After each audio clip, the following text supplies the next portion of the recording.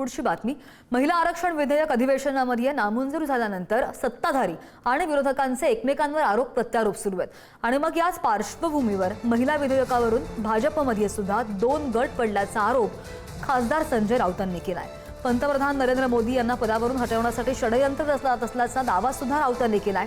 दरम्यान डिलिमिटेशन बिलाचे सूत्रधार अमित शहा होते, मात्र या विधेयकाला विरोध करा असे फोनही भाजपमधून आल्याचा दावा करत राऊतांनी एकच खळबळ उडवून दिली आहे. सकाळी माध्यमांशी बोलताना त्यांनी हे भाष्य केलं.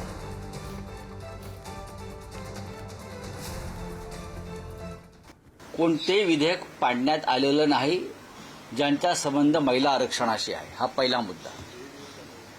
भारतीय जनता पक्षाला किंवा भारतीय जनता पक्षातील एका गटाला, आम्ही परत सांगतो, त्यांना प्रधानमंत्री पदावरून मोदींना जाण्याचे वेध लागले आहेत. त्या गटामध्ये देवेंद्र फडणवीस आहेत का मला माहीत नाही, पण भाजपमधल्या एका गटाला देवेंद्र फडणवीस यांना घालवायचे आणि जाण्याचे वेध लागलेले आहेत. त्यानंतर मोदी गेल्यानंतर या देशाची सत्ता मर्याद आपल्याकडे राहावी यासाठी 850 खासदारांचं हे जे षडयंत्र आहे या माध्यमातून, डिलिमिटेशनच्या माध्यमातून ते निर्माण करण्यासाठी हे डिलिमिटेशन बिल आणण्यात आलं. हा आमचा आरोप नसून हे सत्य आहे. मी असं म्हणतोय की अमित शहानी देशातल्या सर्व राजकीय पक्षांना फोन केले. मी कोणा व्यक्तिगत नाव घेणार नाही.